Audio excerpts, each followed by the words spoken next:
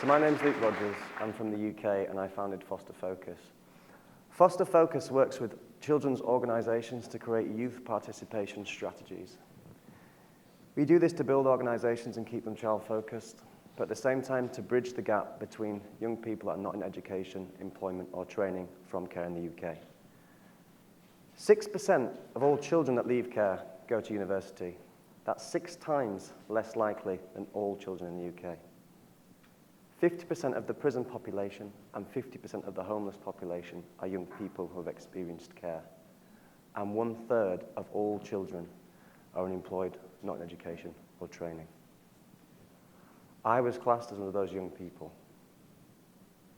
I was brought up in care after coming from a background of domestic abuse and violence. Brought into a world where I had 11 primary schools, 13 different foster placements, and each time I moved, I lost a part of who I was.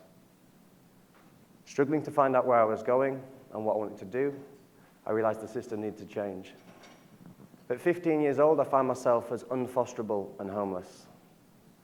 I'd built a referral so big that people wouldn't want to look after me, they wouldn't want to care for me, and I didn't feel loved. But I wasn't alone. This was the same for a lot of young people. When I was homeless at 15 years old, I was living on the trains, and I was still going to school doing my GCSEs. I had aspirations to become a social worker to make a difference in the world for all the young people that were going through the same things that I was going through. I managed to get my GCSEs. I managed to go to college, get my A-levels, and I was looking at going to university. And I started speaking to more social workers about the system, about what was going wrong, about what we could change. And the more and more I spoke to social workers, the less and less I wanted to be one. I found that the system works in a way that is actually counterproductive to children in care. In England, our system's based on policy and procedure. We're really risk-averse. We tell foster carers not to hug children, just in case they make an accusation of that foster carer.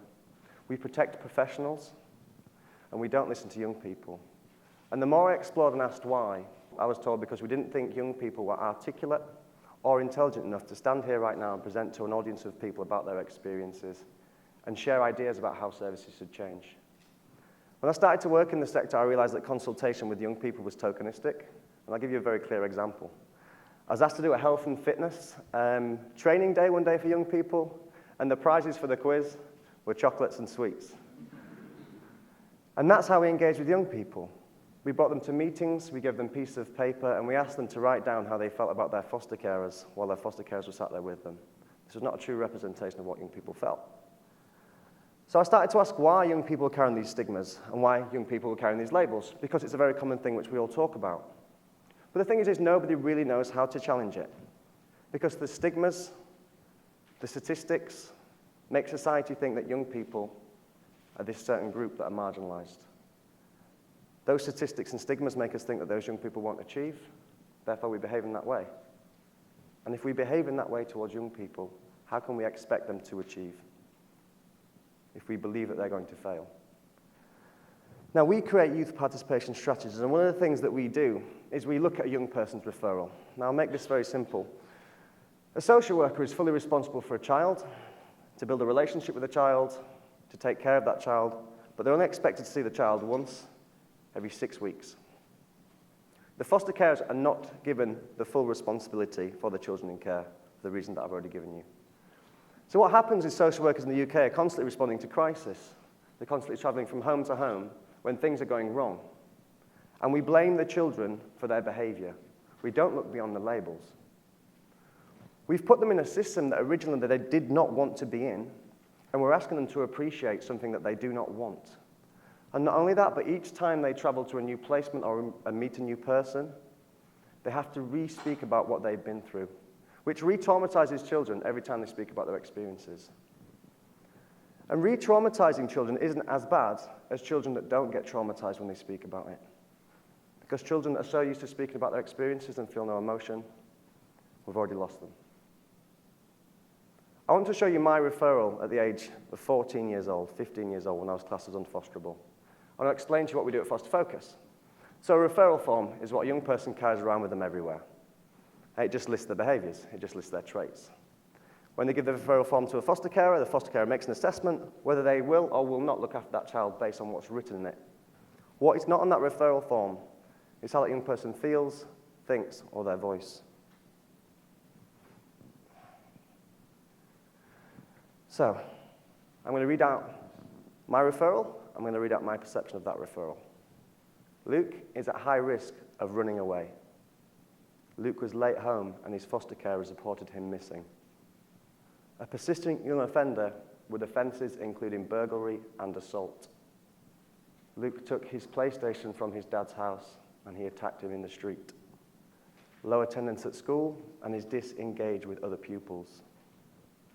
I had been to 11 primary schools and I always felt like I was losing friends. Luke has issues with attachment. My parents left me from a young age and I found it hard to find a foster family. We are seeking psychological assessment for Luke as he isolates himself in his room. I hide in my room because everybody keeps reminding me my stepdad beat me. Hard to build rapport with Luke as he can be seen as guarded and closed. I didn't feel like anybody would ever love me. Luke is an underachiever. Well, actually, Luke's no more than a social entrepreneur, so no one thinks that's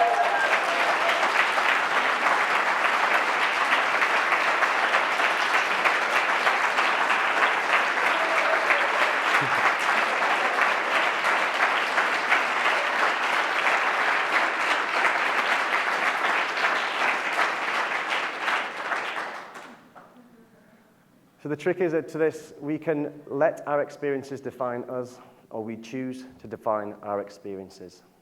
The way in which we reframe things, and the way in which we speak about things, and the way in which we choose to communicate about our young people despite the experiences they've had, will make a difference of how they think about themselves, how other people think about them, and how society think about them. If we can change the way social workers think about young people, and foster carers think about young people, and individuals think about young people, that will help young people build who they are. If we can change the way society think about young people, we will empower young people to change the world, because they are part of our past, but 100% of our future. And I want to leave you with this. We cannot promise young people they are going to achieve what they want to achieve. We cannot promise young people they're going to do everything that they want to do. But what we can promise young people is if we help them find who they truly are, it's 1,000,000 times better than anything they can ever imagine. And if you keep young people at the heart of everything that you do, you'll give them the strength to put their heart in everything that they do. Thank you very much.